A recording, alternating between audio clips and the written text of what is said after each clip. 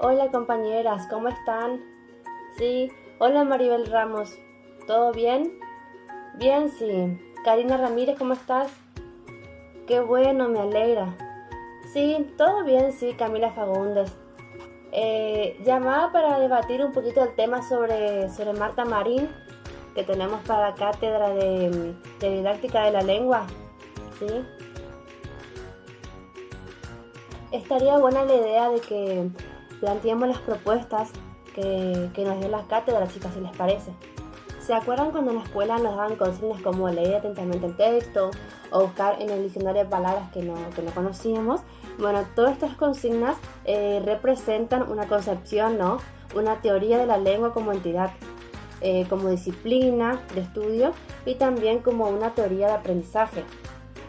Y bueno, esta lengua se compone de formas y funciones, tales como lo verbal, los sujetos, los predicados, también los modificadores. Podemos decir que es un conjunto de nociones heredadas de la simplificación reduccionista, ¿no es cierto?, del estructuralismo lingüístico. Además, la teoría de la lengua, como disciplina de estudio, sostiene que el aprendizaje de la lengua consiste en el conocimiento, ¿no?, de esas clasificaciones, de los paradigmas, del vocabulario, entre otras cuestiones. Por ejemplo, la teoría del aprendizaje se afirmaba que se aprendía por medio de repetición y por estímulo. Bueno, esta concepción recibía el nombre de conductismo. Claramente, la forma de aprender en una escuela primaria o la forma de aprender en la formación docente no es la única forma que existe, sino que no es más con enfoque, ya que hay muchas formas de aprender acerca de la lengua. Claramente, en la actualidad, el enfoque comunicacional da cuenta de alguna manera de los cambios que se están produciendo en la didáctica de la lengua. Estos cambios no se dan de forma independiente de los modelos pedagógicos. Ellos son el emergente de una teoría del aprendizaje y de una ideología pedagógica. ¿Para qué? Y claro, para producir aprendizajes efectivos en el dominio de lo lingüístico. Claramente, el enfoque de la educación lingüística se apoya en lo que es la escritura y la teoría como procesos. Y el propósito del aprendizaje lingüístico en la escuela claramente es mejorar las competencias y los desempeños de los usuarios. Y cuando hablamos de competencias, podemos hacer referencia a la competencia lingüística, discursiva, textual, la competencia pragmática y la competencia enciclopédica. Vos, Cami, ¿qué idea tenés?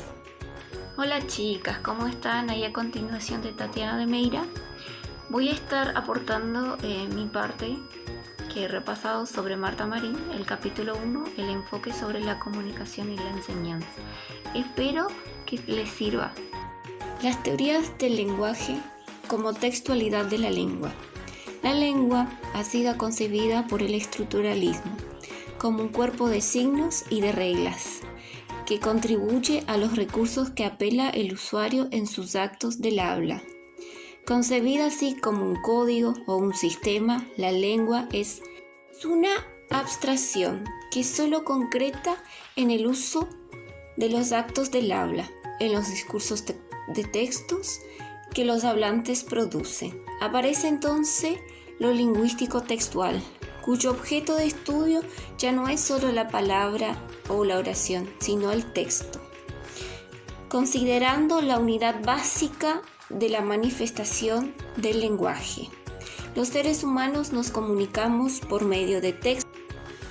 El enfoque de la lingüística significa el paso a la gramática oracional, lo que hemos aprendido de una gramática transaccional que se ocupa de la organización de los textos y de su estructura, de su coherencia y de su adecuación, de sus intenciones y de su situación comunicativa.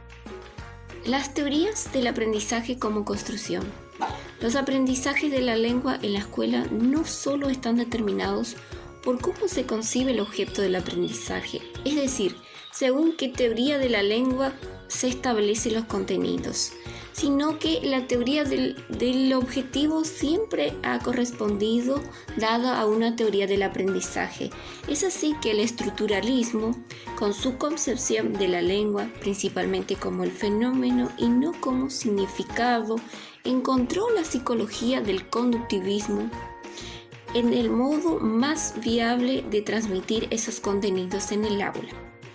El objetivo de la educación lingüística es que el alumno se apropie de la lengua como un lugar desde el cual pueda enunciar la palabra propia y que se apropie de eso y se manifieste en un mejor desempeño comunicativo. Es simplemente a través de la lengua y de la escritura de texto. Según la teoría constructivista, el aprendizaje no se adquiere a un solo representante de esa corriente. Tampoco colocar el alumno en soledad frente a un objeto de conocimiento y hacerse manipular. Se constituye a través de tener en cuenta sus esquemas de conocimiento, tener en cuenta la posibilidad de la zona de desarrollo próximo, promover conflictos entre lo que sabe y lo que no sabe, actividades orientadas donde se promueve el aprendizaje significativo, la teoría de la lectura y de la escritura como proceso. Los textos escritos son claramente los hechos de lectoescritura y constituye el material fundamental de la educación lingüística, ya que se trata de interpretar o escribirlos. Aparecen los elementos importantes como la recepción y la producción de textos escritos. La alfabetización es un desarrollo que dura toda la vida del individuo, donde tiene como un sentido amplio o un conocimiento letrado. La alfabetización permanente se articula a las teorías que hemos caracterizado con sus implicaciones pedagógicas en la educación, los maestros y los alumnos y los textos. El abordaje de los textos de distintas ramas de la lingüística se pueden aplicarse a un enfoque común, las teorías de la comunicación y del enunciado. Componentes del acto de comunicación. El emisor tiene su receptor y de cómo el emisor y el receptor están inscritos aún presentado de alguna manera en el texto, una situación comunicativa en la que se produce un hecho lingüístico. Lingüística del texto, conocimiento de los textos o de discursos.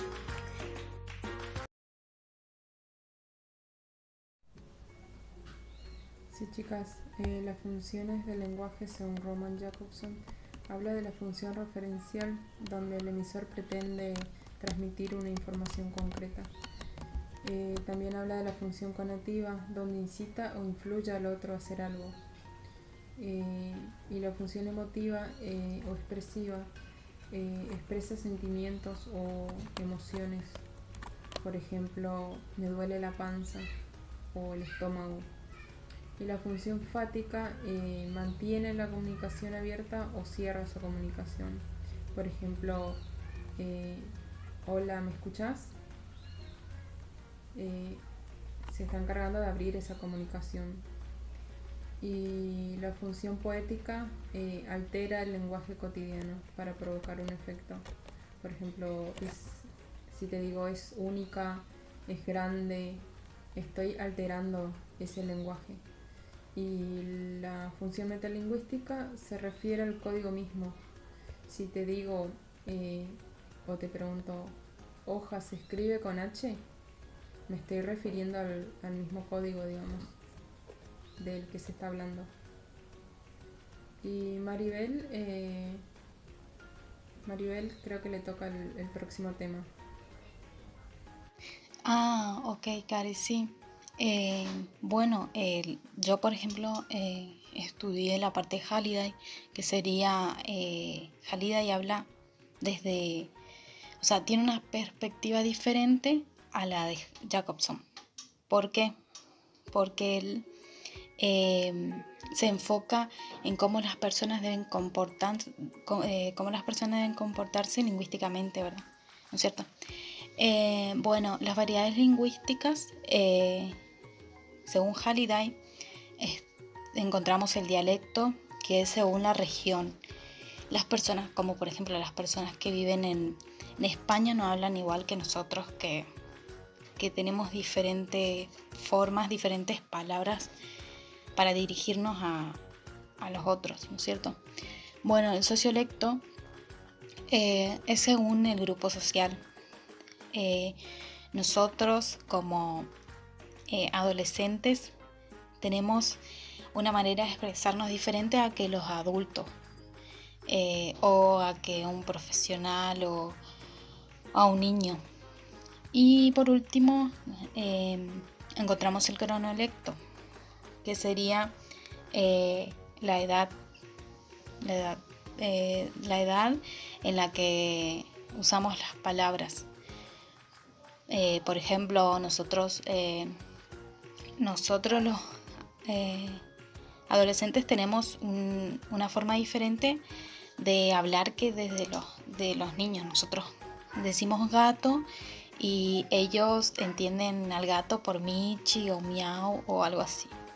Y bueno, eso es prácticamente lo que yo estudié por el momento.